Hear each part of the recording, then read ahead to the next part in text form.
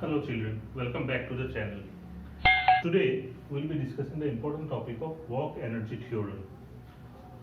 Now what it means. Let's first see the situation and then we will try and understand work energy theorem. Let us say there is a object of mass m which was moving with an initial velocity of u along some direction. Now a force F is applied to it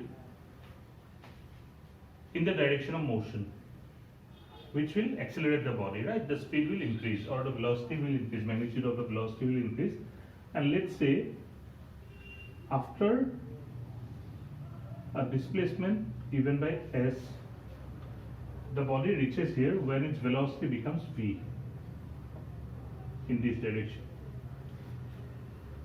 Okay, so what has happened here is that the object of mass mass m moving with a velocity u is given a force which displaces it from this initial position, say A, to the final position, say B. When it moves from A to B, its velocity changes and its velocity becomes V, capital V. Now, this applied force can be constant or can be variable, right? So let's first consider a case of constant force. That is to say, the applied force is constant over the entire period of motion or over the entire displacement. If it is so, then if force is constant, the acceleration, which is F by m, will be constant, right? If acceleration is constant, we will be able to use our equations of kinematics to the situation. Initial velocity u, final velocity v, displacement s, acceleration a. And so, v square minus u square, in terms of magnitude, that is, must be equal to 2as, right? For constant f. Equivalently, constant acceleration, because a is equal to f by m. Okay, if we multiply both sides of this equation by half m, this will give us half m v square minus half m u square. This must be equal to half m into 2as. These two will cancel, and so we will be left with ma into s. However, ma, mass into acceleration, will give us the applied force. So what we get, F, take this side into left hand side, into s, ma is equal to f, will be half m v square minus half m u square. Now we have already found in the previous video that F into S for force and displacement in the same direction, Fs will give us the work done. So we get work done equal to, again from the previous video, half mv square is the final kinetic energy and half mu square is the final,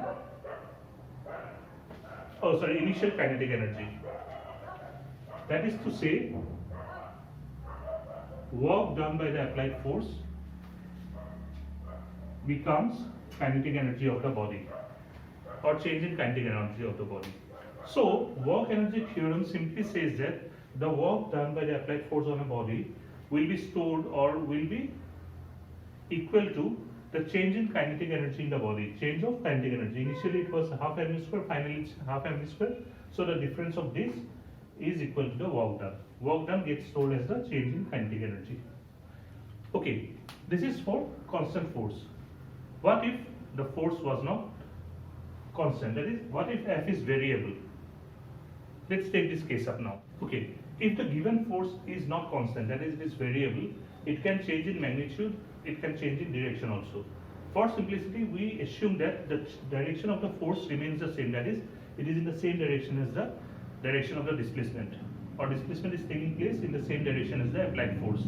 Okay, which will mean that the angle between F and S, force and displacement, the angle is 0 degree. They are in the same direction. Okay. Then dW, that is to say elemental work done when we make a elemental displacement of ds, infinitesimally small displacement of ds under the influence of the force, variable force. Now it is so small that we can always assume that the applied force is constant over the displacement. We have already discussed this in my previous video. If you haven't seen that, you may please refer to it. It is the link is given in the description below. Okay, so dW was given by F dot ds, and we also analyzed from here was that for 0 degree angle between force and displacement to be 0, we found that this is equal to F ds, which is equal to m dv by dt. F is mass into dv by dt is acceleration into ds, and so we had found that dW could be written as mv dv by rearranging this particular equation, this particular part. This is equal to ds by dt into dv. So W could be written as this. So the total work done in moving the body from initial position to the final position under the influence of variable f, not constant f, we need to integrate this equation from the initial position to the final position. Now, at initial position there was no work done, final position, let's say the work done is W. So left hand side is this.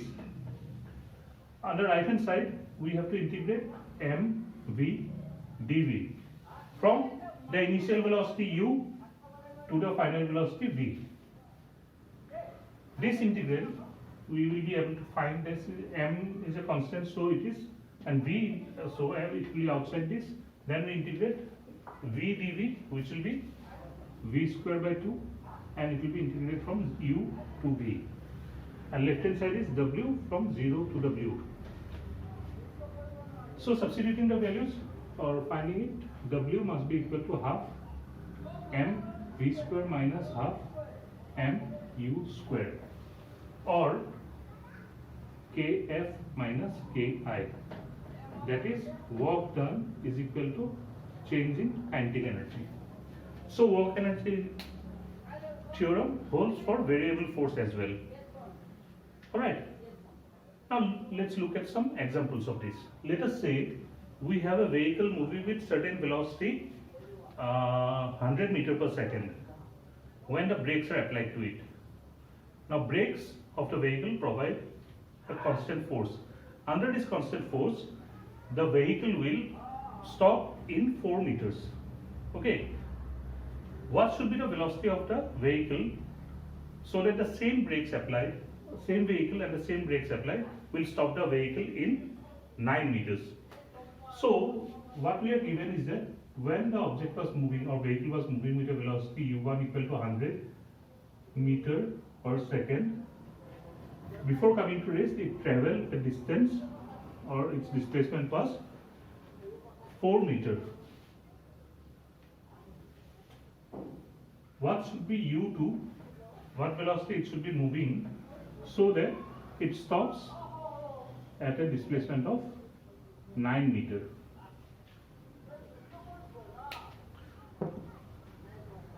To solve this, let's make use of the work energy theorem. Let's consider the first case. Let's this case. So the first case, what is the change in kinetic energy? What is the final kinetic energy? The vehicle stops, so the final velocity is 0, so final kinetic energy will be 0. What is the initial kinetic energy? Half mass of the vehicle into u square or u1 square, right? This must be equal to work done by the brakes.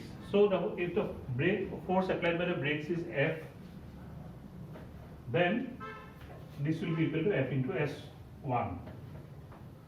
For the second vehicle, this we will have not the second vehicle, same vehicle with a different velocity u2.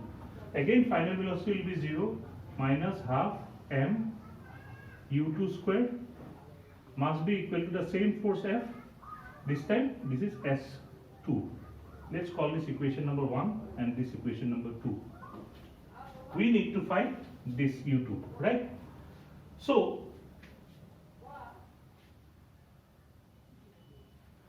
if we divide equation number 2 by equation number 1, 2 divided by 1, left hand sides we will have half m u2 square divided by half m u1 square, minus minus of course, equals to f s2 and f s1.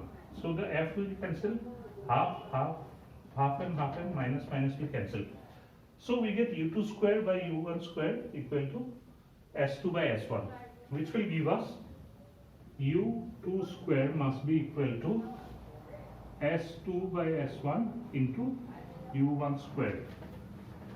That is to say, u2 must be equal to square root of the whole term s2 by s1 into u1, because if you take square root of u1 square, you will get u1.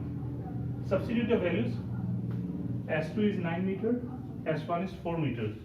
So we get 9 by 4 whole thing square root multiplied by u1 is 100, which is 3 by 2 into 100, which will give us 150 meter per second.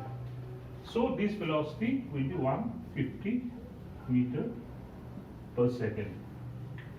So what we have seen is that for the same brake force applied, this is very important to note, if the velocity increases by 50%, the distance to stop it increases by more than 100%. You can see this, right? 100 to 150 meter, the increase of velocity is 50%. 4 to 9 meter, increase of distance is 125%. That is why it becomes very difficult when the vehicle is moving very fast to stop it. The stopping distance increases much in a much bigger magnitude compared with the velocity increase.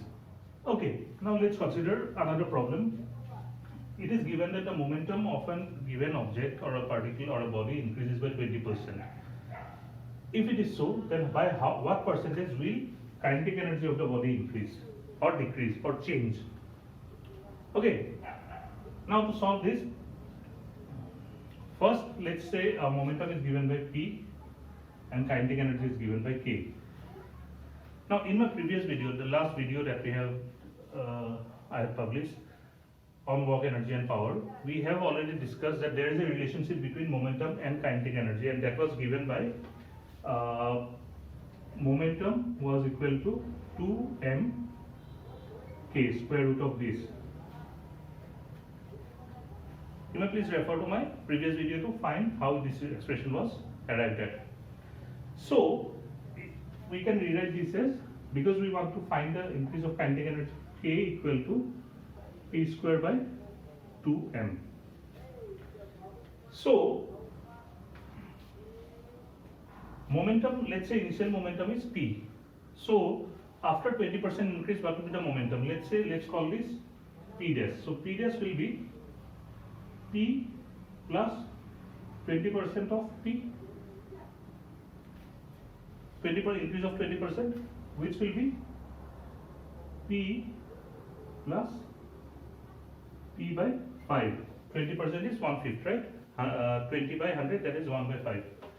So this will be 6p by 5. So the final momentum will be 6p by 5.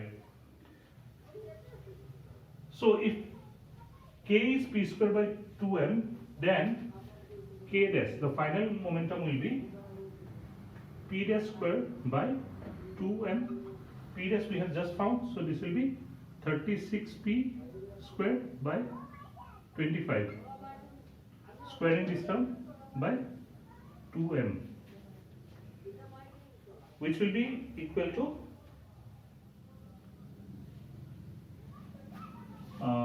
36 by 25 p square by 2m, right?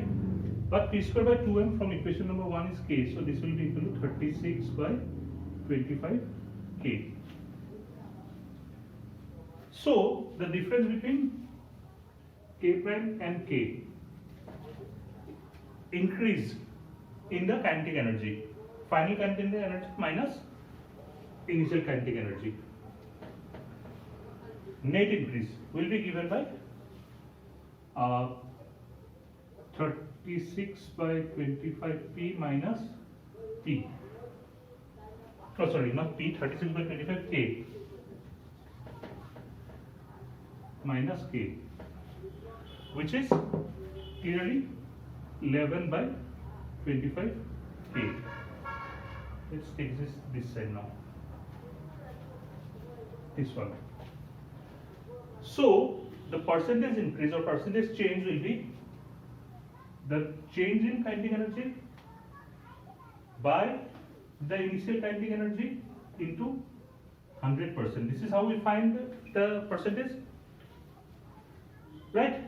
So k dash minus k by k or delta k by k will give us the percentage increase of kinetic energy. By what percent the kinetic energy k is going to increase. So this will be equal to 11 k by 25, again k, 11 by 25 k is delta k and k is k into 100%. K's will cancel, so 11 by 25, so this will be 4 times, right? So we have 44%. So if the momentum increases by 20%, kinetic energy will increase, the percentage increase of kinetic energy will be 44%. Okay, up till now we have discussed about the kinetic energy, where the work done or the body's capability of doing work by virtue of its motion. Because of the object is moving, how it's able to do work. Then we have another type of energy, mechanical energy, which is known as the potential energy. This potential energy is again the capability of doing work, but this time it is by virtue of its position in a force field or by virtue of its configuration. So, capability of work done of an object by virtue of its position in a force field or by virtue of its configuration is known as potential energy. Now, what do we mean by position in a force field? First of all, we need to understand what is a force field. We know of the definition of force, right? It's an external agency that produces or tries to produce change in motion of an object. That was in terms of motion, right? We also said when we were discussing about force, we also had mentioned that force not only changes the state of motion, but it can also change the configuration of an object. For example, a balloon, when it's compressed, its size or shape changes. Remember that, right? If you do not, please refer to my video on Newton's laws of motion. The link will be given in the playlist.